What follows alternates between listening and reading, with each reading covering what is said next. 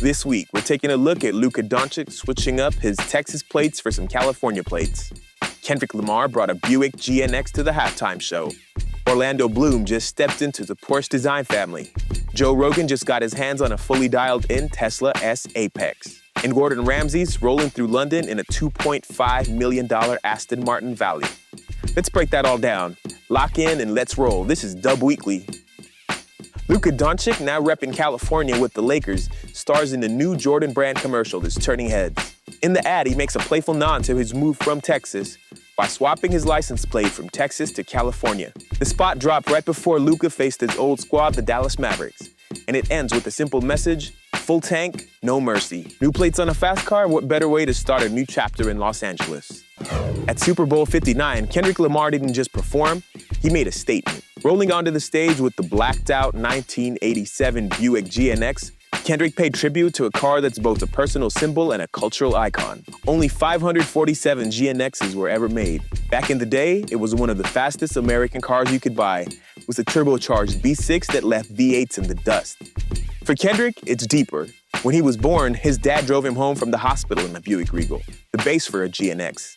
So this wasn't just a flex, it's a full circle moment. The car also ties into his latest album, GNX, where he uses the car as a symbol of power and resilience. And bringing it to the halftime show, it finally gave the GNX the spotlight it deserves.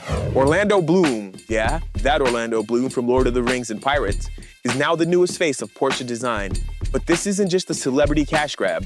Bloom is a legit car guy with real appreciation for craftsmanship and performance. He's been a Porche fan for years, owning several models, including a classic 911.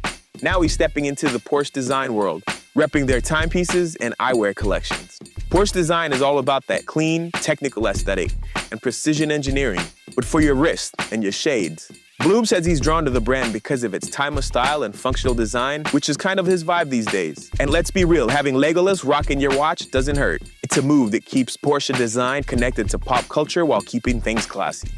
Joe Rogan just took delivery of his latest beast, a Tesla Model S Apex from Unplugged Performance. This isn't your stock Tesla.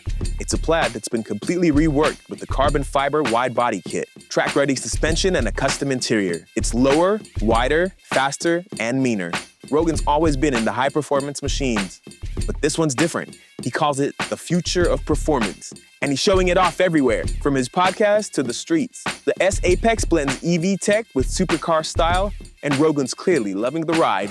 Gordon Ramsay was spotted rolling through London in his brand new $2.5 million Aston Martin Valiant. This car is beyond rare, and only 38 exist. It's track-focused, built for performance, and packs a 5.2-liter twin-turbo V12 that cranks out 745 horsepower. It's basically a race car in a tuxedo. Ramsay's known for having an epic car collection. Ferraris, McLarens, all of that. But this Valiant stands out. And the best part? He actually drives his cars. So seeing him behind the wheel of something this exclusive makes sense. Apparently, if you're Gordon Ramsay, you don't just cook, you carve up the road too. That's a wrap for this week's Dub Weekly. Lock in and we'll catch you next week. Let's roll.